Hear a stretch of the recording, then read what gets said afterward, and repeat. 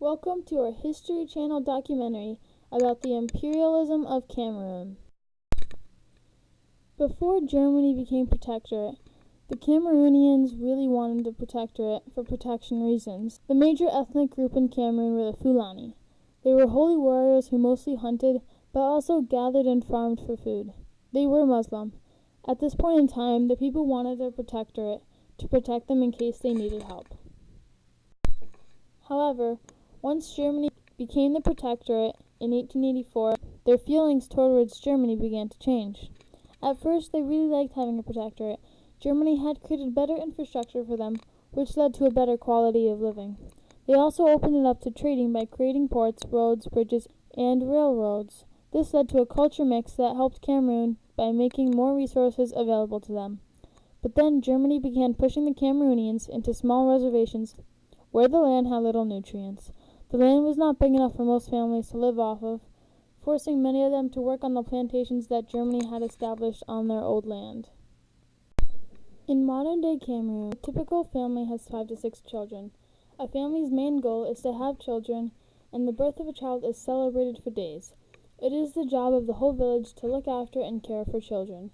People have many children because they want to be sure that they will have surviving children. If relatives are having trouble having children, it is common to give one of their own away so that the family will have a child. Polygamy is common in Cameroon, but is becoming less and less practiced, as are arranged marriages. Divorce is uncommon, but is becoming better accepted, since most people live with their extended family. Before they marry or make any significant changes in their lives, they consider their extended family and how it will affect them. For example, if the marriage isn't working out, the people may stay together just because of the benefits it has to the rest of the family. In addition to this, men are hunters and gather meat. Women harvest crops and children collect firewood and water. Respect for elders and ancestors is stressed highly, and children are also taught respect for all. Cameroon began as a country which exported its agricultural products and other natural resources. Up until Germany initiated a protectorate, their system for collecting goods and distributing them was very premature. At this time, their main goods of export were cocoa, coffee, timber, and wooden carvings located in the southern plateau. The Germans declared a protectorate over Cameroon due to its immense supply of natural resources. The local administration of Cameroon was mainly built up of commercial companies. In 1868, one of the first German commercial companies to establish the warehouse in Cameroon was the Warman Company of Hamburg. Their company was built on the Wari River. Cameroon earned a profit on bananas, rubber, palm oil, and cocoa with the help of plantations and forced labor. When the French inherited part of Cameroon, it resulted in rapid economic development. In British Cameroon, products such as cocoa, coffee, and bananas were produced in large numbers. Throughout all of the changes of power, the country of Cameroon inherited new technology, such as roads, plantations, and bridges, which overall allowed them to trade more efficiently. Cameroon currently depends on exporting its products and raw materials. This makes its economy very unpredictable and dependable on the global economy. In the 1980s, a worldwide recession resulted in a drop of export prices, leading Cameroon into a recession as well. Cameroon has embarked on various IMF and World Bank programs designed to spur business investments and ultimately result in an increase of economic stability. However, Cameroon's economy is still very unstable to this day. Cameroon's exports are coffee, cocoa, cotton, rubber, bananas, oilseed, grains, fruit starches, livestock, timber, petroleum production and refining, aluminum production, food processing, light consumer goods, textiles, lumber, and materials for ship repair. Cameroon was first contacted in the early 19th century by the American and English missionaries who were trying to gain land for colonization. But the first foreign nation to claim Cameroon as its own was Germany. Germany became the official protectorate of Cameroon in 1884 after Bismarck decided to establish an empire in Africa. Gustave Nachtigal arrived in Cameroon in 1884 to make a treaty with one of the local kings. Nachtigal annexed the region for the German Empire, and within a year a council was appointed and a governor was elected. Unfortunately, the years of colonization turned sour very quickly because local leaders wanted to receive some of the imports they expected from Germany. Chiefs against the Germans attacked neighboring converted villages and tore down German flags. At the Berlin Conference of 1884-85, France and Britain expressed interests on the coast of Africa, and 10 years later, frontiers are agreed with the British Nigeria to the west and the French Equatorial Africa to the east of Cameroon.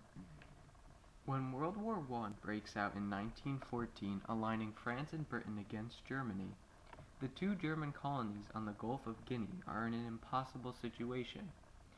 Germany is forced to give up its land to its enemies because both Togoland and Cameroon are sandwiched between British and French colonies.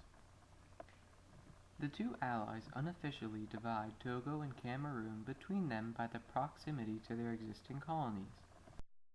Through a series of mandates that are granted by the League of Nations in 1922, this division is made official.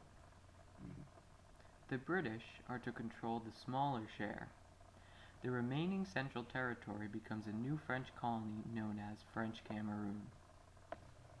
When independence is granted in 1960, Cameroonians had to vote whether they were to remain a part of Britain or France. This decision was made by the ruling party, the Cameroon National Union, and it chose to remain within the French community because the French held more land and subsequently more power. Cameroon became a de facto one-party state in 1966 and was dominated by the Cameroon National Union. Amadou Ahidjo, the leader of the Cameroon National Union, became the first president in 1960, and he was forced to rule while civil war raged between the National Union and supporters of a more radical party. He played a key role in Cameroon's development, and gradually, through brute force, the civil war was won by the government. The government replaced the original federal structure in 1972 by a unified republic. Ahidjo ruled for a period of 22 years, and then he handed in his term of presidency in 1982 to a successor of his choice, Paul Biya. Initially, the Atlantic slave trade was most popular in Cameroon, but the trade of goods such as palm oil and rubber soon became more popular. Diseases traveled along with foreigners and led to the discovery of the medicine quinine used to prevent malaria. The Islamic religion also spread with trade, and by 1870, Christianity arrived. This added to the traditional religions of Cameroon. When German explorer Gustave Nachtigal claimed Cameroon in 1884, he came in at Douala coast. At that time, Germany was the protectorate and had to deal with challenging African traders, though they liked the advancing promise of trade. Starting on the outside of the country, Germany was slowly able to use their colonial power to overcome Africa's trade monopoly. Germany then used Cameroon's land for business and agriculture. They set up large plantations and estates where they grew tropical produce to bring back to Germany. This required agricultural tools and handiwork. Jobs such as working in an estate were highly valued, as work was hard to find. The system set up by the Germans was harsh, and many people died while working for them in Cameroon. After imperialism, World War II prevented a lot of advance in technology for Cameroon. But while they were ruled by the French, they had more advantages in agriculture and healthcare than when they were ruled by the British. Agriculture in Cameroon provided Europe with nearly all the materials it needed for industries, indirectly contributing to the industrialization of Europe.